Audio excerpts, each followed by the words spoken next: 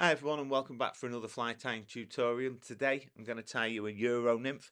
This is a fly called the Tasmanian Devil. I've been using it for probably about 4 seasons now. I believe it was originally designed in Tasmania for the World Champs a number of years ago, and I originally saw it being tied from a gentleman called Lance Egan over in America.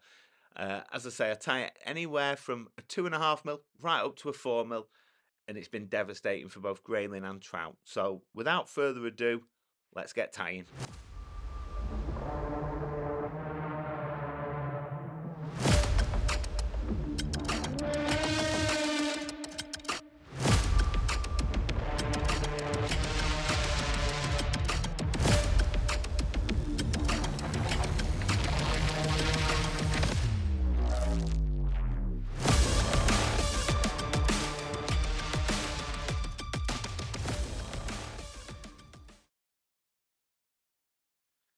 So in the vise, I've got a fully milled jig force, size 18, and I've coupled that with a 3.8mm slotted tungsten bead. Put a bit of thread under the bead to stop it falling off, as this is a really small hook for the bead size. Then the next material I'm going to come in with is some Pro Twisted thread, 70 denier in light brown. And I'm going to apply 4 or 5 wraps, lock that in, and then cut away my butt section. So then the next material I'm going to come in with is some of our Pro Floss. This is 340 denier in fluorescent fire orange.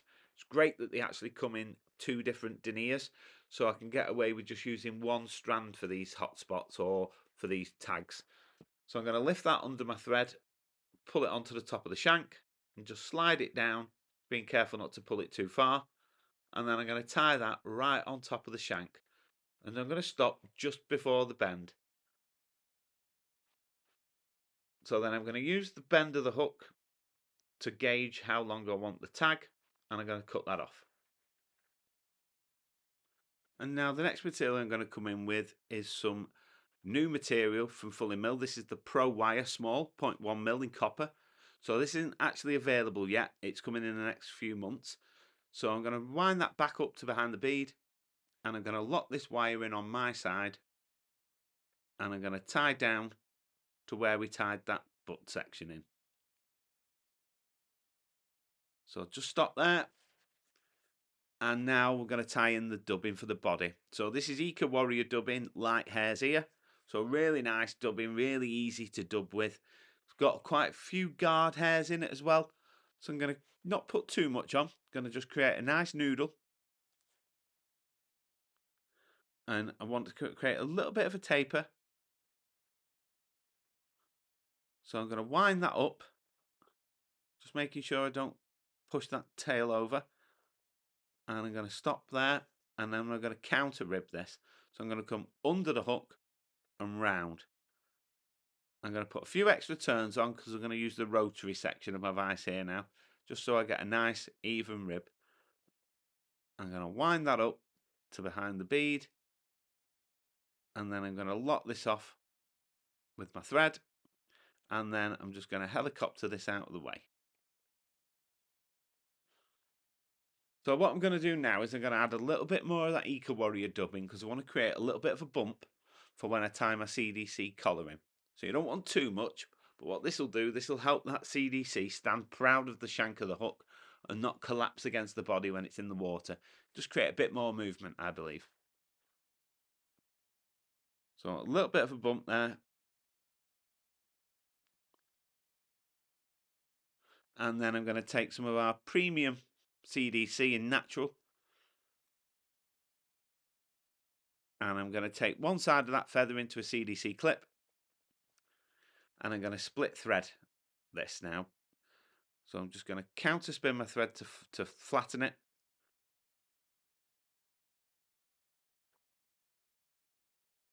And then I'm just going to put that in, making sure it's nice and tight. And then with a clockwise turn whilst holding it on my finger, I'm going to cord that thread back up. And what that'll do now, once I release my finger off the top of the thread, it'll all wind up nicely. So I'm going to wrap that round, and as I'm wrapping, I'm going to pull those fibres back. And you'll see those fibres now are standing away from the shank. If you don't put that little dubbing bit in, it can actually just sit flat against the shank of the hook. So then we're nearly there now, just got to put a collar in. So this is our tactical microflash dub in Black Peacock. So again, don't want too much here, you know, 1.5 turns at best, I would say. So a really small noodle. Make sure it's nice and tight.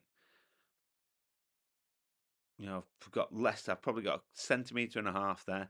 So 1 full turn. And then last but not least is the whip finish. So I'm going to apply a little bit of varnish to my thread.